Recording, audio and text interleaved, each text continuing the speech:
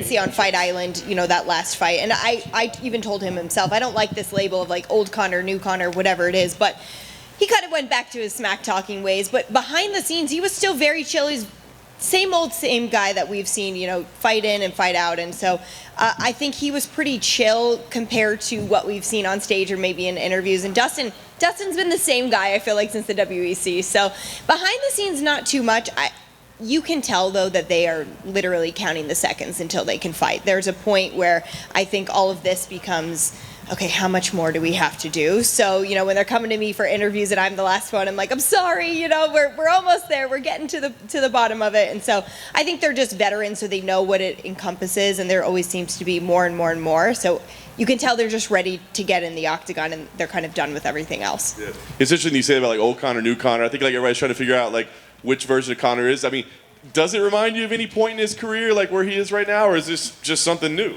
Yeah, no, it does for sure. I think that when we sat down the other day and had an interview, it did kind of remind me of, a couple of years ago and how he was. He wasn't as talkative as maybe he was even back then, but I think that's different, right? There's a mission on his mind. There's a lot of pressure, and regardless of whether he acknowledges the noise or not, it's still surrounding him. So in terms of his attitude and kind of the sound bites and that kind of stuff, that was very old Conor, we'll call it, even though I don't like doing that. But I think this is kind of an evolution of taking all of those experiences through the UFC, and especially the last couple of fights combined, and this is who he believes he needs to be, and this is just who he is right now. Yeah. And then I want to ask you about Dustin as well, right? Because the press conference was interesting, seeing them both on stage yesterday. And Dustin played it pretty cool, right? It's like, this doesn't bother me. It doesn't even get in my head at all. But he did look a little fired up when the thing started. So what can you tell us as far as like behind the scenes, behind the cameras, like this calm, cool, collected Dustin that doesn't care? Is that it, or is he having to calm himself down in moments? Honestly, I mean, from what I've seen, it really seems that is accurate. It seems like he's telling the truth and that he is calm, cool, and collected. I think especially having that experience at UFC 178, I don't know if it would ever get worse than that for him, in terms of being fired up at an opponent. And I think he probably took a lot from that. I'm not saying that at the end of the day he doesn't go home or wherever he's staying and be frustrated by certain lines or, I should have said this. He probably does do that. But in terms of how we see him, he's genuinely like very even-keeled. You would maybe see the same Dustin whether it was that opponent or a different opponent. I think he really is now in the mindset, in the groove of what he needs to do to be successful and not allow that smack talk or the outside noise or the opponent or whoever it may be fluster him as it did at 178.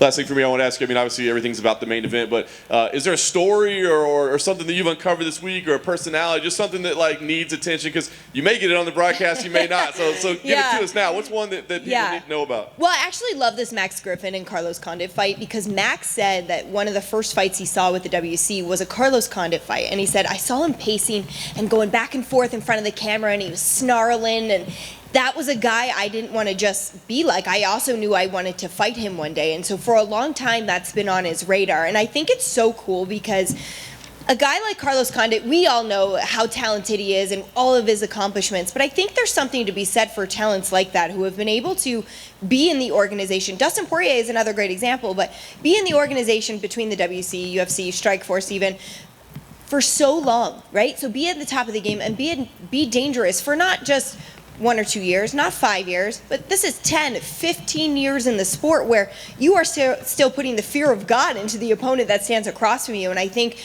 that I love that part of that story, because I love that Max Griffin was this, junior high or high school kid watching a WEC fight and seeing somebody like, wow, that guy looks really cool and his nickname's Natural Born Killer. And now he gets to face him. But I mean, all due respect to Carlos Condit, because that guy has been on top of the game since Max was in junior or high school. You know what I mean? So it's really, I think there's a lot to look forward to in that fight besides the actual matchup. I love the story behind that one. Megan, over here. Hi. How are you? Good, how are you? Have you met Chris Montino at all this week? I know he took this fight on short notice. His media day, he said he was working 80 hours up until 80 hours a week up until June, and it seems to a lot of fans have gravitated towards his story. So in your interactions with him, how's he been? Yeah, he's been great. I don't want to say he seemed overwhelmed or anything, but there is just a lot to do, right? And when it's your first time and you come to such a well-oiled machine that has, okay, here's what your schedule is, and you look at things, it could be a little daunting, and certainly because he's facing a guy like Sean O'Malley, there's going to be a little bit more attention on him than maybe somebody who took a short notice fight on the same card, but, you know, maybe a different opponent earlier in the night. He seems to be handling everything really well. I think that he understands this could be an incredible opportunity should he win, but if he doesn't, there's not a lot lost. And that's what I took away from our interactions and our conversations, was that he seemed very confident that no matter what, taking this step is a good one. So there's not really any negatives. Yes, it might not end in his favor, and maybe, you know, you have that short-term embarrassment or whatever it may be, but in the long term, you are proving you're willing, you're proving you're going to come in here and get on the scale. You're going to be under those bright lights of a pay-per-view. Everything else is going to be relatively easy, you know, compared to that. After this fight, like his second fight in the UFC, I'm sure is going to be like the easiest thing he has ever had in his life. But he just seems to be in a really great, healthy mindset of like, no, I'm coming in here to win. I believe I have the tools to win. But if I don't, okay, I'll get another fight, and then I'll be able to prepare. I'll be able to kind of start my journey in the way that I'm supposed to.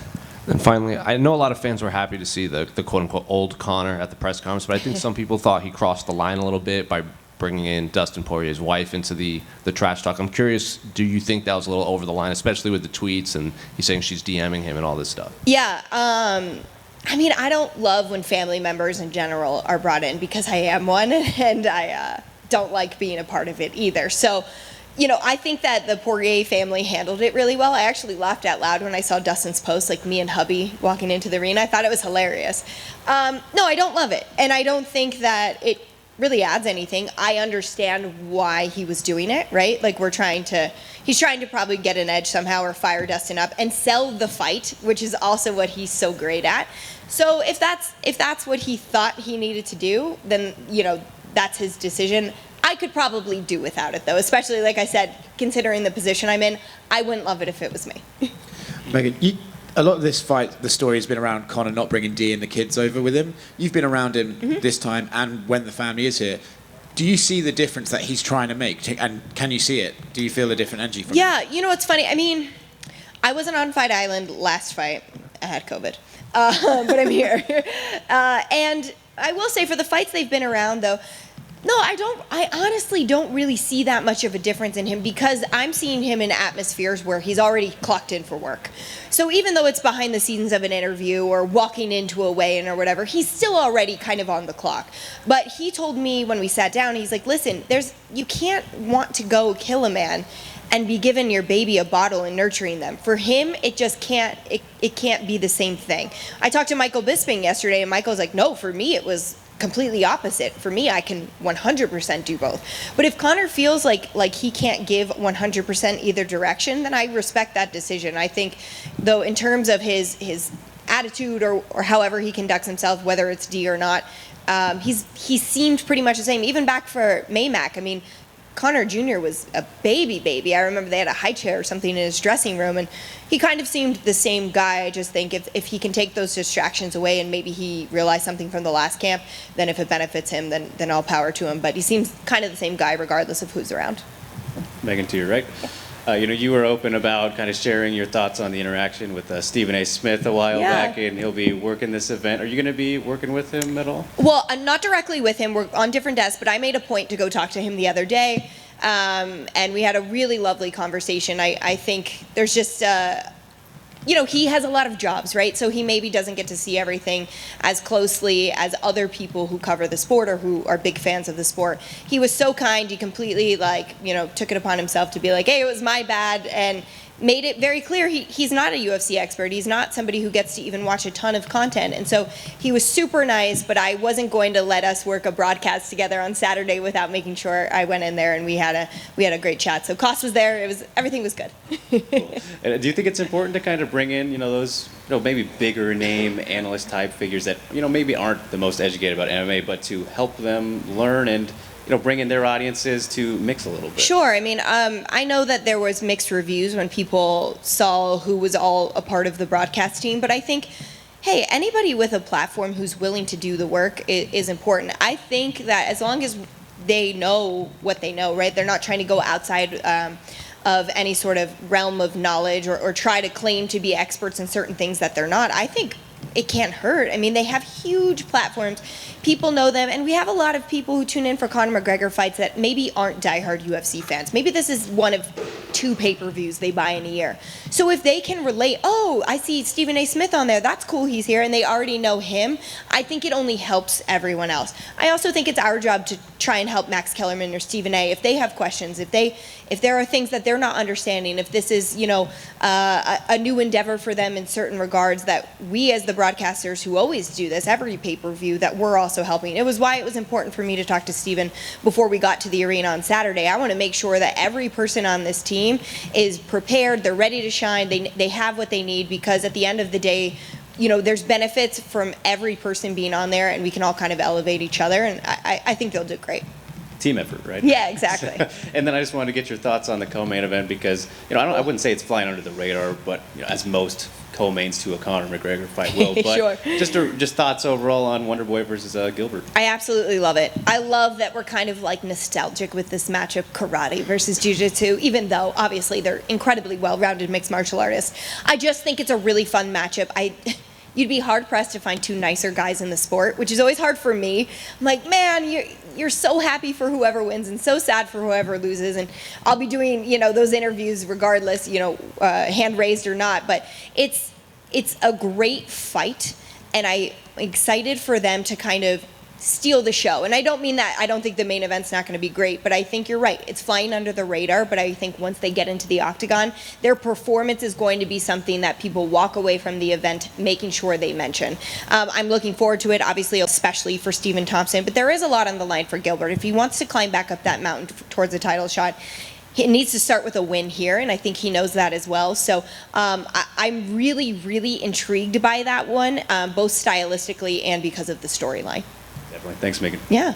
Megan right here. Obviously, tomorrow night is going to be a very big night. More people watching than usual. When you think about your day at work tomorrow, what do you visualize? Like, are there certain hits that you just hope really make it on the broadcast? All are there of them. certain things? All of them. I'm a very annoying person with our producers because I'm trying to tell everybody's story, especially on a card like this, because every athlete on this entire card, UFC 264, from the first fight to the last fight, deserve to have their story told. And when our guys at the Octagon are calling the fights, they have to call what they're seeing, right? They can try and make sure they're including some sort of factoid or story about them. But for me, that's where I absolutely live. That's where I want to make sure, oh, there's more eyes on this? That means we can sell this many fighters now. So I'm always like, hey, I have something on this guy, I have something on this guy. But with a show like this, it is a monster in terms of production. There are so many elements. It will be inevitable things get killed. We're going to run over on certain things, I'm sure. But I am always, you guys can guarantee, campaigning to be like, how about this story? How about this story? Because I think it's even more important when you have extra eyeballs on a card. What do you remember the most about the first time you ever interviewed Conor McGregor? That's a good question. The first time I ever interviewed him, I remember hearing the hype, and I was thinking, like, okay, is this real? I think that we had kind of maybe been through that before, and all right, we'll see how this pans out. And I remember interviewing him. I think maybe the one that stands out to me was in Boston for the first FS1 card. He was like a soundbite machine. The guy, it was like he had already gone to broadcasting school or something. He knew exactly how to speak. He knew who to address. He knew how to answer questions. He had been asked repetitive things, and sometimes that is difficult for someone who's relatively new in the sport to be like, oh, I have to have the same energy and the same answer and make sure, even though I've been asked this 10 times today, I'm still doing it. He was already a total pro. And I just remember thinking, like, wow, okay, if he can fight as good as, he could do these interviews, then the hype is certainly real. And he's just always been a guy that seems natural in front of a camera. People talk about, like, when you talk to somebody, like, did you know then, like, they would go on to be a big deal? Did you have that moment, like, hey, this guy's going to be a big deal? And have you ever felt that way about somebody else since then that you've interviewed? Yeah, well, that's a good question. I would have to think about it with have I felt that way about somebody else. I mean, I actually feel like maybe Sean O'Malley comes to mind with that. But let me think about it with the other person. But did I know that? You kind of got the vibe, especially when you saw him perform, and when those two things mix, I mean, that is a superstar, right? That's what the octagon needs, somebody who can drop a person in a minute, but also then cut a promo. And I remember thinking, like, okay, this is probably worth the hype. I think this is going to go somewhere. Did I think it was going to be McGregor Mania and the way we've seen? No, I did not. I could have never anticipated that. But I think you kind of get a clue when you interview enough athletes to know, like, okay, this guy's they're gonna do something. Thank you, and have Thanks. a good show tomorrow. Thanks. Megan, way back here. Way back. Oh, hi. Hello. The presence of women in combat sports, not just as fighters, but just in the industry, is still a bit of a steep climb. But UFC seems to stand out in terms of promotions. Certainly, you're there, Karen Bryan. We see Angie on the desk and Laura. How much do you recognize that, and what are the opportunities still that you see that you'd like women to be taking advantage of when it comes to combat sports? Yeah, all of them. I mean, in terms of opportunities, I think that, there are limited ones sometimes when people look at our gender, but it doesn't mean we're unable to do them. It just means we haven't been given the chance yet. But I think all of us are fighting for certain things that we really want to do, whether it's commentary, whether it's more storytelling, hosting the desk, having certain things in the show that maybe aren't quite there yet, or we only do once in a while but are important to us. I mean, I think we do a great job, and my goal is when people see me tell a story, they don't think about me as a female telling the story. They just think the best person for the job's telling the story. And I think the same thing about, everybody that we work with on this broadcast. I think we all have the roles we have because we're the best for them. And it's great that we as women, like you mentioned Karen on the desk, Karen is the staple of pre and post shows, especially on these ESPN Plus cards. She carries that ship. There's no teleprompter. There's nothing there to assist her except her knowledge, and obviously an incredible production team behind her. But for all of us, I think we're just trying to be the very best that we are with the opportunities we get. The UFC producers are really great about making sure, there are places and rooms for us to grow into, and we're always trying to do that. And so I would say, I only want all of our roles to grow because I know we're good enough to be able to have them grow. But I think right now it's very cool when you look at our sport. It's not like, oh, they have those jobs because they have to, fill a certain quota of there's this many females involved. It's no, we really do the best job, and I don't think that anyone looks at any of us and they're like, oh, well, it should be this person there. They look at us and say like, oh no, that's the right person, and we just happen to be women. So yeah. Good. Thanks, guys.